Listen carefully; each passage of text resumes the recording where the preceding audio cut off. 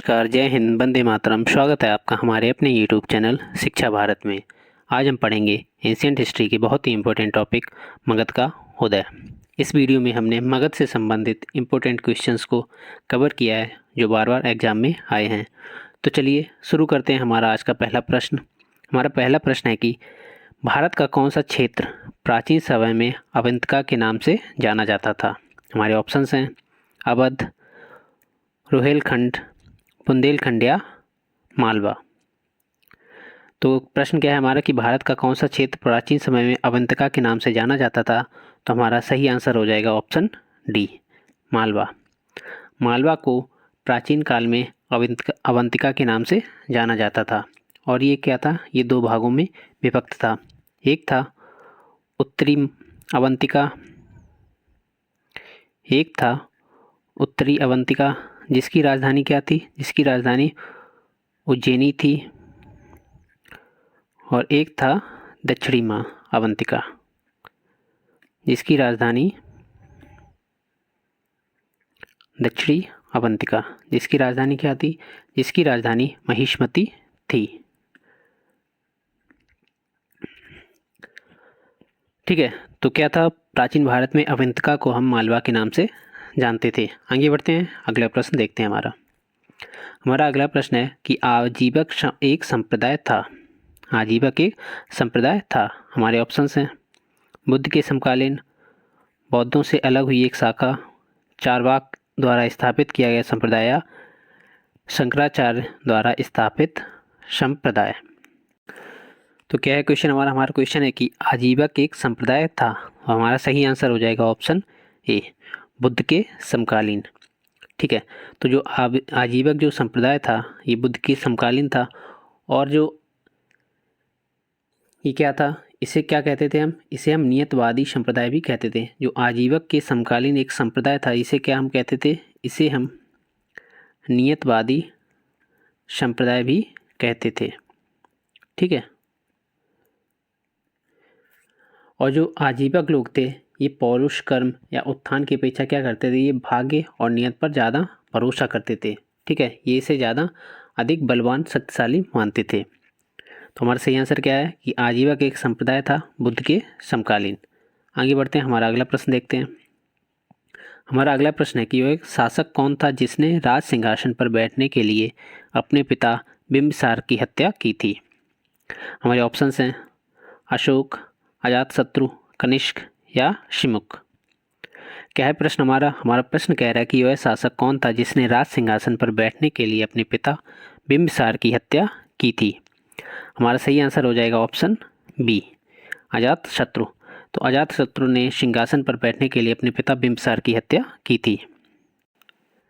अब जो बिंबिसार था ये क्या था, ये जो मगध राज्य है यहाँ पे जो बिंबिसार है ये हर्यक वंश, जो हर्यक वंश था इससे संबंधित था। ठीक है, यानी कि इसने स्थापना की थी, ये संस्थापक था हर्यक वंश का मगध में।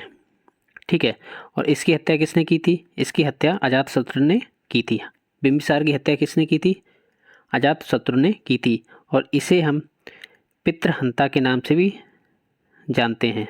अजातशत्रु को हम किसके नाम से जानते हैं, पितृहंता के नाम से जानते हैं, जिसका अर्थ है पिता की हत्या करने वाला। ठीक है, और जो अजातशत्रु की हत्या किसने की थी, अजातशत्रु की हत्या इसके पुत्र उदयन ने की थी।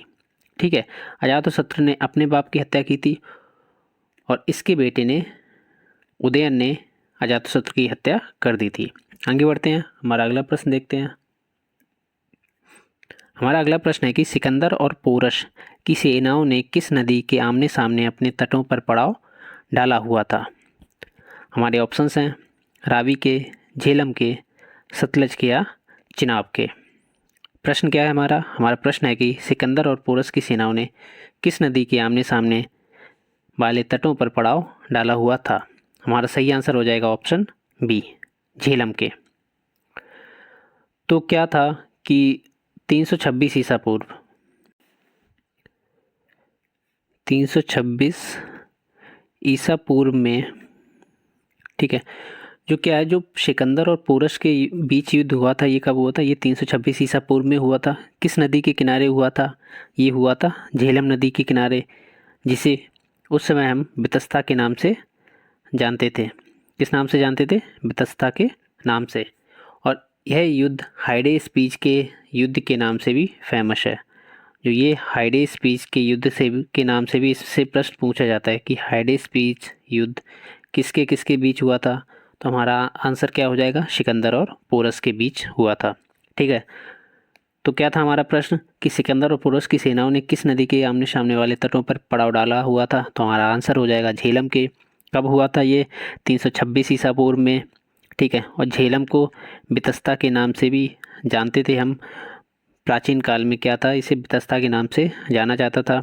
और इस युद्ध को हाइडे स्पीच के युद्ध के नाम से जानते हैं। ठीक है, आगे बढ़ते हैं, हमारा अगला प्रश्न देखते हैं कि निम्नलिखित मगध के वंशों को क्रमानुसार व्यवस्थित करें। तो ये वंश दिए हैं हमारे, जो ऑप्शंस हैं, नंद, शिशुनाग, मौर्य, हर्यक। ठीक है, तो इनमें हमें बताना है कि हमारा कौन सा ऑप्शन सही है। हमारा ए ऑप्शन है DBCA, बी ऑप्शन है हमारा BADC, सी ऑप्शन है हमारा DBAC, या डी ऑप्शन CADB।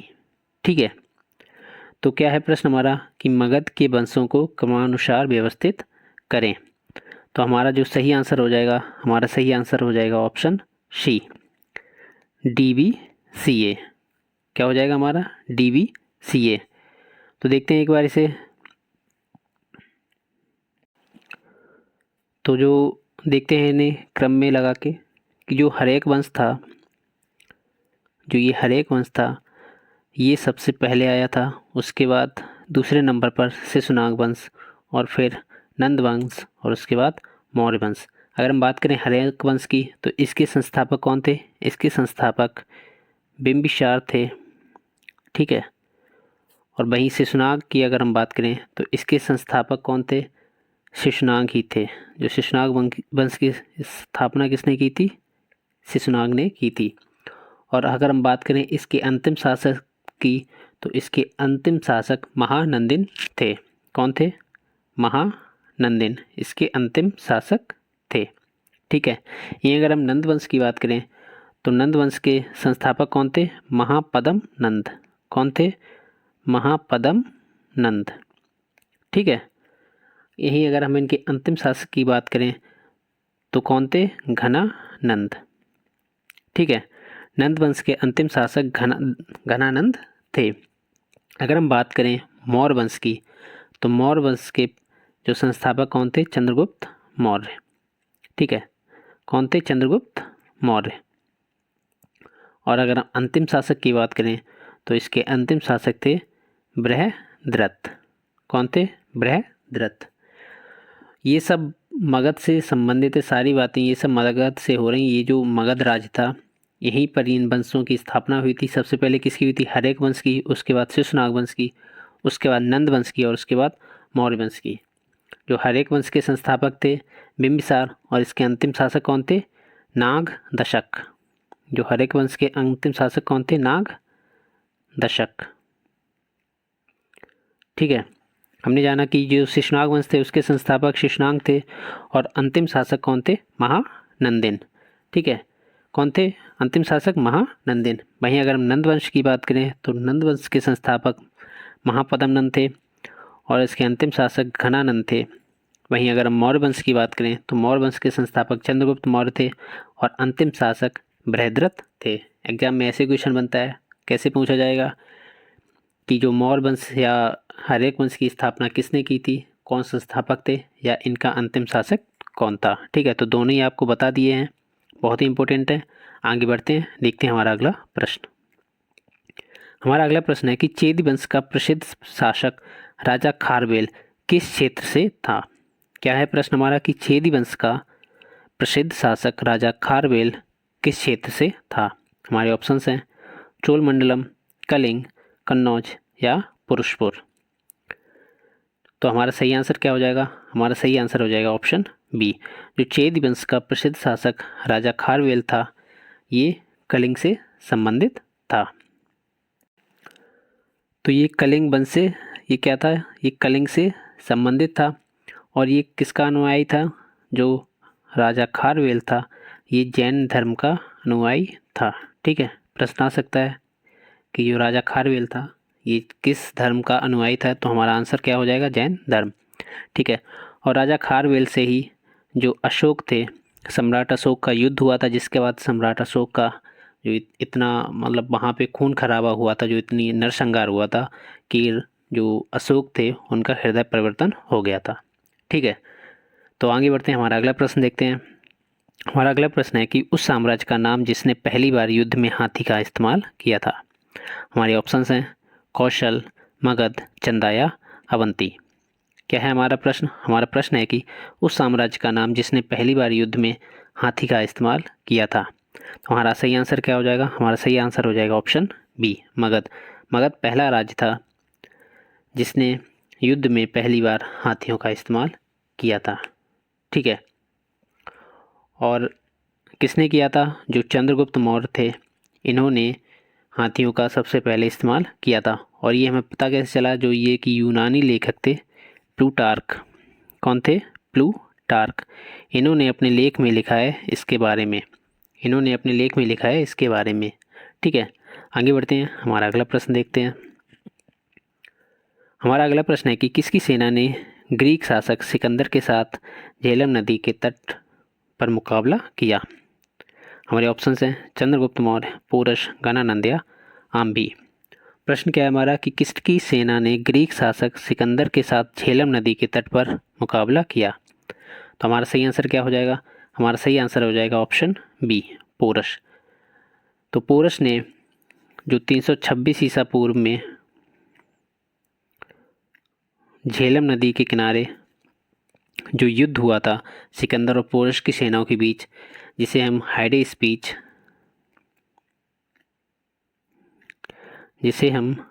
स्पीच का युद्ध के नाम से भी जानते हैं। ठीक है, तो किसके किसके बीच हुआ था, सिकंदर और पोरस के बीच में कब हुआ था, 326 ईसा पूर्व में। इसे हम किस और नाम से जानते हैं, हाइडे स्पीच के युद्ध के नाम से। ठीक है, आगे बढ़ते हैं, हमारा अगला प्रश्न देखते हैं। प्रश्न नंबर 9 कह रहा है कि उस गणतंत्र का नाम बताइए जो 6ठी शताब्दी ईसा पूर्व 8 राज्यों का एक संघ था। हमारे ऑप्शंस हैं गांधार, बज्जी, कौशल्या, अवंतिका। ठीक है, तो प्रश्न क्या है हमारा, हमारा प्रश्न है कि उस गणतंत्र का नाम बताइए जो 6ठी शताब्दी ईसा पूर्व 8 राज्यों का एक संघ था। तो हमारा सही आंसर हो जाएगा ऑप्शन बी, बज्जी। तो बज्जी एक ऐसा राज्य था, जो गणतंत्र था, जो 6ठी शताब्दी ईसा पूर्व में 8 राज्यों का एक संघ था। और वहीं अगर हम बात करें जो बज्जी ये गणतंत्र था, इसमें जो 8 राज्य थे, इसमें से जो सबसे शक्तिशाली राज्य कौन सा था, वह था वैशाली का लिच्छवी गणराज्य। क्या था, वैशाली का लिच्छवी जो राज्य था, ये सबसे अधिक क्या था, शक्तिशाली था। आगे बढ़ते हैं, हमारा अगला प्रश्न देखते हैं। हमारा अगला प्रश्न है कि निम्न में से किस शासक को मगध के उदय का श्रेय जाता है। हमारे ऑप्शंस हैं बिंदुसार, अजातशत्रु, बिंबिसार या वसुदेव। क्या है प्रश्न हमारा, हमारा प्रश्न है कि निम्न में से किस शासक को मगध के उदय का श्रेय जाता है। तो जो हमारा सही आंसर हो जाएगा, हमारा सही आंसर हो जाएगा ऑप्शन सी, बिंबिसार। तो बिंबिसार ने मगध के उदय का श्रेय जाता था। अब जो मगध में उदय से मतलब है, इन्होंने क्या किया था, बिंबिसार ने हरेक वंश की स्थापना की थी मगध में 544 ईसा पूर्व।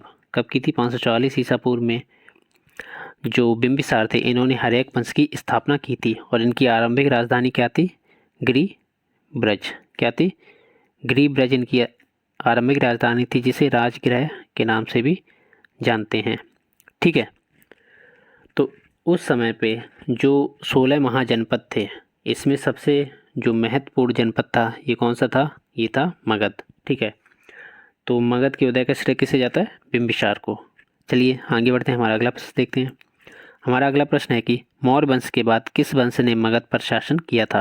हमारे ऑप्शंस हैं शातवाहन, शुंग, नंद या कण्व। तो क्या है प्रश्न हमारा, हमारा प्रश्न है कि मौर्य वंश के बाद किस वंश ने मगध पर शासन किया था। हमारा आंसर हो जाएगा ऑप्शन बी। तो मौर्य वंश के बाद क्या था कि जो शुंग वंश था इसने शासन किया था। जो मौर्य वंश के अंतिम शासक कौन थे? मौर्य वंश के अंतिम शासक थे बृहद्रथ। कौन थे मौर्य वंश के अंतिम शासक? बृहद्रथ। ठीक है, अगर हम बात करें इनकी हत्या किसने की थी, तो जो शुंग वंश की स्थापना किसने की थी? पुष्यमित्र शुंग। और ये कौन थे? ये थे बृहद्रथ के सेनापति थे। ठीक है, कौन थे? बृहद्रथ के सेनापति थे। और इनकी हत्या करने के बाद, जो बृहद्रथ की हत्या करने के बाद पुष्यमित्र शुंग ने शुंग वंश की स्थापना की। आगे बढ़ते हैं, हमारा अगला प्रश्न देखते हैं। हमारा अगला प्रश्न है कि नालंदा विश्वविद्यालय कहाँ है? तो हमारे ऑप्शंस हैं राजस्थान, असम, बिहार या गुजरात। प्रश्न क्या है हमारा प्रश्न है कि नालंदा विश्वविद्यालय कहाँ है। हमारा ऑप्शन हो जाएगा, आंसर सही क्या हो जाएगा? Option C, Bihar. जो नालंदा विश्वविद्यालय है ये बिहार, पटना से लगभग 60 किलोमीटर की दूरी पर स्थित, 60 नहीं 80 किलोमीटर की दूरी पर स्थित है। ठीक है, क्या है? जो नालंदा विश्वविद्यालय ये बिहार के पटना से 80 किलोमीटर की दूरी पर स्थित है और इसे 2016